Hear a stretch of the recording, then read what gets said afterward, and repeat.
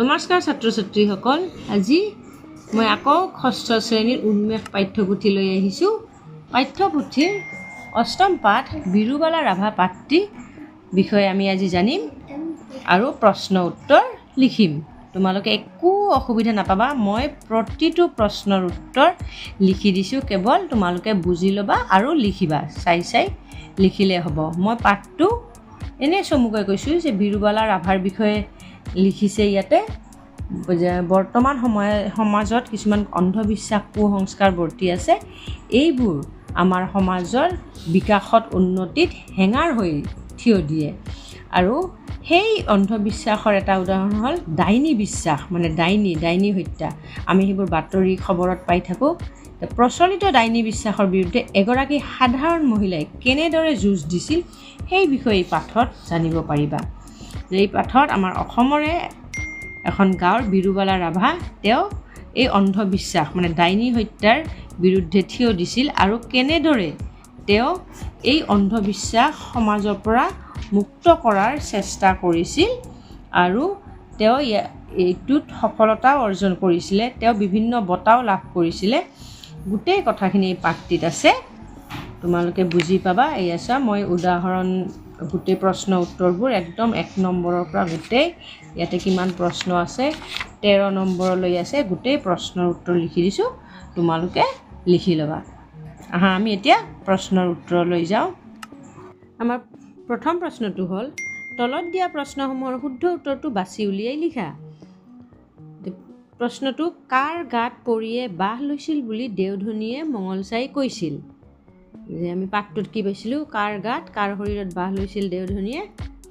ইয়াতে অপশ্যন 4টা আছে, ধৰ্মেশ্বৰ ৰাভাৰ গাত, কুমলী ৰাভাৰ গাত, বিষ্ণুপ্ৰসাদ ৰাভাৰ গাত, দয়ালু ৰাভাৰ গাত।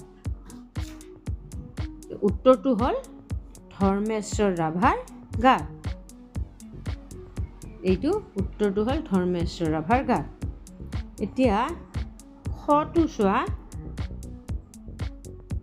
অসম ডাইনী অপৰাধ প্ৰতিৰোধ নিষিদ্ধ আৰু সুৰক্ষা আইন কেতিয়া প্ৰণয়ন কৰিছিল? এখন আইন প্ৰণয়ন কৰিছিলে, অসম ডাইনী অপৰাধ আইন, সেইখন কেতিয়া প্ৰণয়ন কৰা হৈছিলে? ইয়াতো 4টা অপশ্যন দিয়া হৈছে, 2011 খ্ৰীষ্টাব্দত, 2017 খ্ৰীষ্টাব্দত, 2015 খ্ৰীষ্টাব্দত, 2021 খ্ৰীষ্টাব্দত। শুদ্ধ উত্তৰটো হ'ল 2015 খ্ৰীষ্টাব্দত। ঠিক আছে, আমি 1ৰ ক আৰু খ পালোঁ।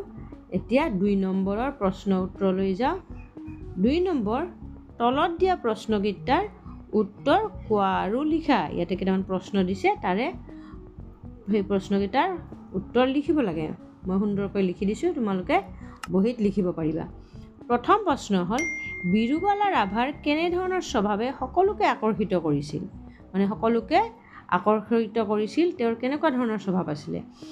উত্তৰ হ'ল, বিৰুবালা ৰাভাৰ নম্ৰতা, অমায়িক স্বভাৱ আৰু সাহসে সকলোকে আকৰ্ষিত কৰিছিল।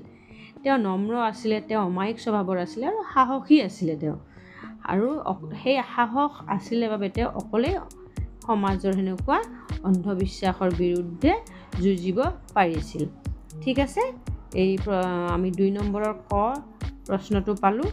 খ হ'ল, বিৰুবালা কিয় শিক্ষকৰ প্ৰিয় ছাত্ৰী আছিল? যে স্কুলৰ শিক্ষকৰ প্ৰিয় ছাত্ৰী আছিল বিৰুবালা, কি কাৰণ আছিলে? উত্তৰ, বিৰুবালা ৰাভা পঢ়াত আগ্ৰহী আৰু মনোযোগী ছাত্ৰী আছিল বুলি শিক্ষকে তেওঁক ভাল পাইছিলে। যে তেওঁ পঢ়াত আগ্ৰহী আছিল আৰু মনোযোগী আছিল। যদিও তেওঁ 5ম শ্ৰেণীলৈকে আনুষ্ঠানিক শিক্ষা লাভ কৰিছিল, তথাপি তেখেত পঢ়াত বহুত আগ্ৰহী আছিলে আৰু মনোযোগী আছিল, আৰু সেইবাবে শিক্ষকে তেওঁক ভাল পাইছিলে। তাৰপিছত চোৱা, গ, বিৰুবালা ৰাভাৰ লগত ডাইনী বিশ্বাস বিৰোধী অভিযানত অংশগ্ৰহণ কৰা সংগঠনটোৰ নাম কি আছিলে? যে সংগঠনটোৰ নাম আছিলে মিছন বিৰুবালা। আমি পাইছিলোঁ মিছন বিৰুবালা নামৰ এটা সংগঠন আছিলে, যি ডাইনী বিশ্বাস বিৰোধী অভিযান চলাইছিল। এতিয়া চোৱা, হ, বিৰুবালা ৰাভাৰ মিছন বিৰুবালা অভিযানক অসম চৰকাৰে কি হিচাপে স্বীকৃতি দিছিলে? যে সেই মিছনটোক কি স্বীকৃতি দিছিলে অসম চৰকাৰে? অসম চৰকাৰে মিছন বিৰুবালাক ৰাজ্যিক অভিযান হিচাপে স্বীকৃতি দিছিলে। গম পালা যে সেইটো কেৱল মিছন বিৰুবালাৰ মিছন নহয়, সেইটো ৰাজ্যিক, মানে আমাৰ অসম ৰাজ্যৰ এটা অভিযান আছিলে। চোৱা, ৰাজ্য চৰকাৰে বিৰুবালা ৰাভালৈ কি বঁটা আগবঢ়াইছিল? ৰাজ্যই তেওঁক বঁটা প্ৰদান কৰিছিল, সেই বঁটাটোৰ কি নাম আছিলে? উত্তৰ হ'ল ৰাজ্য চৰকাৰে বিৰুবালা ৰাভালৈ 2017 খ্ৰীষ্টাব্দত সতী সাধনী বঁটা আগবঢ়াইছিল। গম পালা যে সতী সাধনী বঁটা আগবঢ়াইছিল। তাৰপিছত চোৱা, প্ৰথম ভাৰত চৰকাৰে বিৰুবালা ৰাভাক কি সন্মান যাচিছিল? কেৱল অসমেই নহয়, ভাৰত চৰকাৰে তেওঁক সন্মান যাচিছিল, আৰু সেই সন্মানটোৰ নাম কি আছিলে?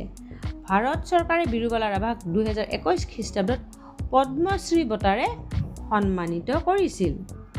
ঠিক আছে, গম পালা? আমি এতিয়া চাওঁ 3 নম্বৰ প্ৰশ্নলৈ যাওঁ। 3 নম্বৰ চোৱা, তলত দিয়া প্ৰশ্নবোৰৰ উত্তৰ আলোচনা কৰি কোৱা আৰু লিখা। যে প্ৰশ্নবোৰ 3 নম্বৰ, এই প্ৰশ্নবোৰ অকণমান দীঘল হ'ব, 2 নম্বৰ যেনেকুৱা আছিলে তাতকৈ অকণমান দীঘল হ'ব। এইবোৰ উত্তৰ লিখিব দিছে। ক, বিৰুবালা ৰাভাই ডাইনী বিশ্বাসৰ কবলৰ পৰা সমাজখন কিয় মুক্ত কৰাৰ পণ লৈছিলে? যে বিৰুবালা ৰাভাই সমাজৰ পৰা, আমাৰ অসমৰ সমাজৰ পৰা যি ডাইনী যি বিশ্বাস আছিলে, সেই বিশ্বাস সমাজখন যি মুক্ত কৰাৰ পণ লৈছিলে, কিয় লৈছিলে? উত্তৰ চোৱা, ডাইনী, বেজ, বেজালি আদি সম্পৰ্কে থকা অন্ধবিশ্বাসে মানুহক বিপদত পেলাইছিল। সেইবাবে বিৰুবালা ৰাভাই এনেধৰণৰ অন্ধবিশ্বাসবোৰৰ পৰা সমাজখনক মুক্ত কৰাৰ পণ ল'লে। যে ডাইনী, বেজ, বেজালি এইবোৰ অন্ধবিশ্বাসে মানুহক বিপদত পেলাইছিল, কেতিয়াবা ইয়াৰ ফলত মানুহৰ মৃত্যু হৈছিলে। সেইবাবে বিৰুবালা ৰাভাই অন্ধবিশ্বাসক সমাজখনৰ পৰা মুক্ত কৰাৰ পণ লৈছিলে। চোৱা, মিছন বিৰুবালা অভিযানে ডাইনী বিশ্বাসৰ বিৰুদ্ধে কেনেদৰে কাম কৰিছিল? 2011 খ্ৰীষ্টাব্দত বিৰুবালা ৰাভাই মিছন বিৰুবালা আৰম্ভ কৰিছিলে। এই অভিযানটোৱে অসমত কেনেদৰে কাম কৰিছিলে? উত্তৰ চোৱা, 2000 খ্ৰীষ্টাব্দত বিৰুবালা ৰাভাই অসম মহিলা সমতা ছ'চাইটিৰ লগ হৈ মিছন বিৰুবালা নামেৰে এক অভিযান আৰম্ভ কৰিছিল। এই অভিযানক অসম চৰকাৰে ৰাজ্যিক অভিযান হিচাপে স্বীকৃতি দিছিলে। এই অভিযানৰ যোগেদি ৰাভাই ডাইনী বিশ্বাসৰ বলি হোৱা 50ৰো অধিক লোকৰ জীৱন ৰক্ষা কৰিছিল। লগতে ব্যক্তিগত প্ৰচেষ্টাৰে 35গৰাকী লোকৰ প্ৰাণ ৰক্ষা কৰিছিল। যে এই অভিযানৰ জৰিয়তে 50ৰো অধিক, 50জন লোকৰকৈও বেছি লোকৰ জীৱন ৰক্ষা কৰিছিল, আৰু তেওঁ ব্যক্তিগত পাৰ্চনেলিও তেওঁ 35গৰাকী লোকৰ প্ৰাণ ৰক্ষা কৰিছিল। এই প্ৰচেষ্টাতেই 2015 খ্ৰীষ্টাব্দত অসম চৰকাৰে অসম ডাইনী অপৰাধ আইন প্ৰণয়ন কৰিছিল। বুজি পালা? 3 নম্বৰ হ'ল। এতিয়া আমি 4 নম্বৰলৈ যাওঁ। 4 নম্বৰ প্ৰশ্ন চোৱা, বিৰুবালা ৰাভাৰ জীৱনৰ বিষয়ে 10টা বাক্য লিখা। উত্তৰ, বিৰুবালা ৰাভা অসমৰ এখন গাঁৱত জন্মগ্ৰহণ কৰিছিল। তেওঁ সৰুৰে পৰাই বৰ অমায়িক আৰু নম্ৰ স্বভাৱৰ আছিল। তেওঁ 5ম শ্ৰেণীলৈকেহে আনুষ্ঠানিক শিক্ষা গ্ৰহণ কৰিছিল। ডাইনী সন্দেহত মহিলাৰ ওপৰত হোৱা অত্যাচাৰে তেওঁক আন্দোলনলৈ অনুপ্ৰাণিত কৰে। তেওঁ মিছন বিৰুবালা নামৰ এক অভিযান আৰম্ভ কৰিছিল। এই সংগঠনে ডাইনী বিশ্বাস বিৰোধী সচেতনতাৰ কাম কৰিছিল। ৰাজ্য চৰকাৰে তেওঁক 2017 খ্ৰীষ্টাব্দত সতী সাধনী বঁটা প্ৰদান কৰিছিল। কেন্দ্ৰীয় চৰকাৰে তেওঁক পদ্মশ্ৰী সন্মান দিয়ে। এইগৰাকী মহিয়সী নাৰীয়ে 2024 চনৰ 13 মে তাৰিখে জীৱন নাটৰ সামৰণি মাৰে। তেওঁ সম্পূৰ্ণৰূপে বিজ্ঞানসন্মত দৃষ্টিভংগীৰ অধিকাৰী এগৰাকী মহিলা আছিল। ঠিক আছে, 4 নম্বৰ প্ৰশ্নটো তোমালোকে পালা। এনেকৈ 4 নম্বৰ প্ৰশ্নটো লিখিবা। এতিয়া আমি 5 নম্বৰলৈ আহোঁ।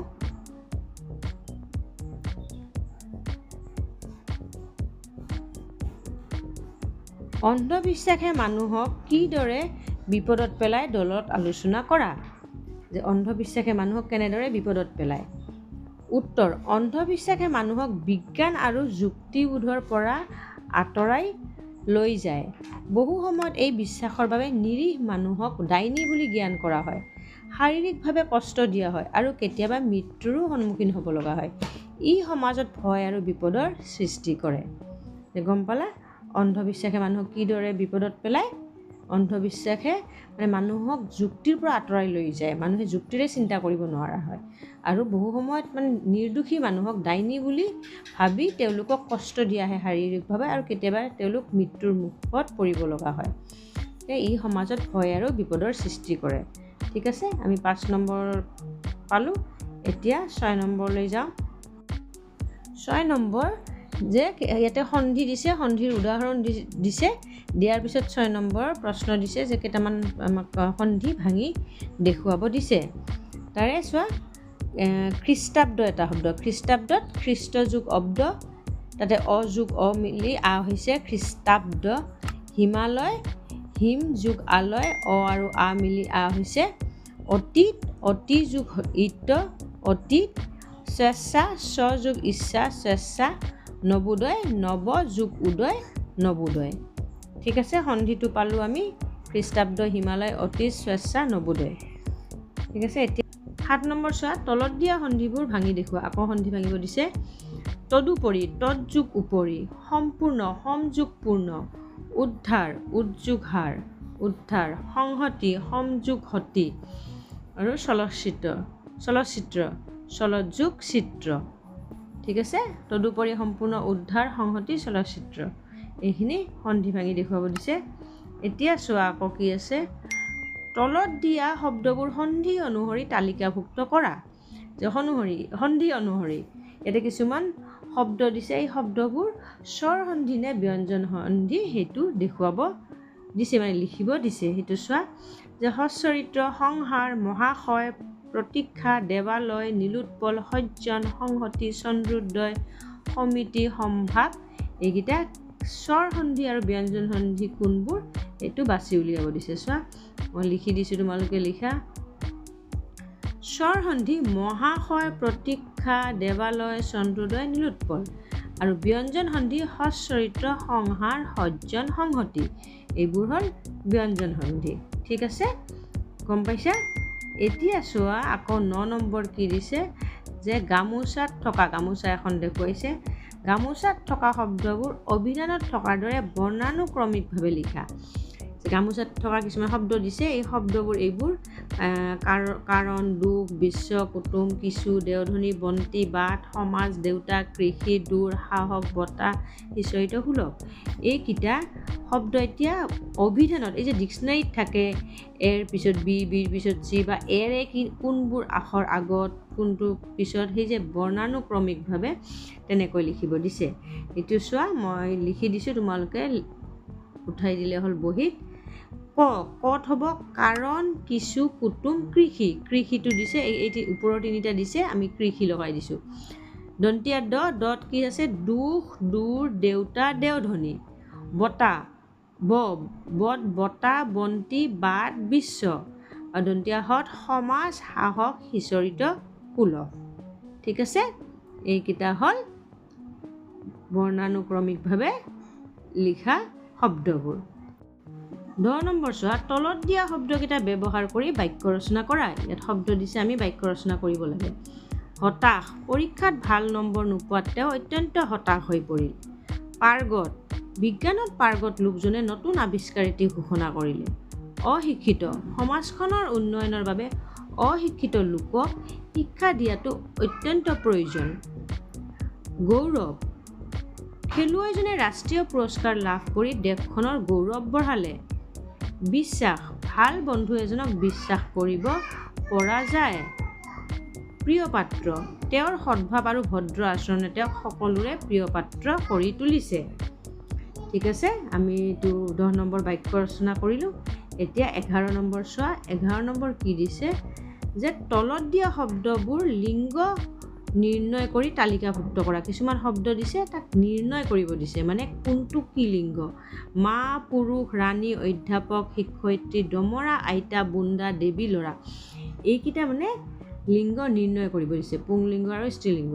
পুংলিংগ চোৱা, মই লিখি দিছোঁ এইটো, ইয়াতে এনেকৈ পুংলিংগ, ইয়াতে চোৱা পুংলিংগ, পুৰুষ, অধ্যাপক, ডমৰা, বুন্দা, ল'ৰা, এইটো হ'ল পুংলিংগ। আৰু স্ত্ৰীলিংগ চোৱা, মা, ৰাণী, শিক্ষয়িত্ৰী, আইতা, দেৱী। ঠিক আছে, বুজি পাইছা?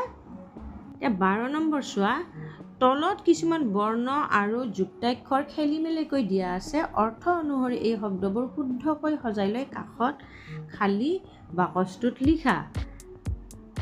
যেতিয়া কিছুমান শব্দ যুক্তাক্ষৰ খেলিমেলিকৈ দিয়া আছে আৰু সেইবোৰ মানে অৰ্থটো চাব লাগে, চাই পেলাই সেইটো লিখিব লাগে।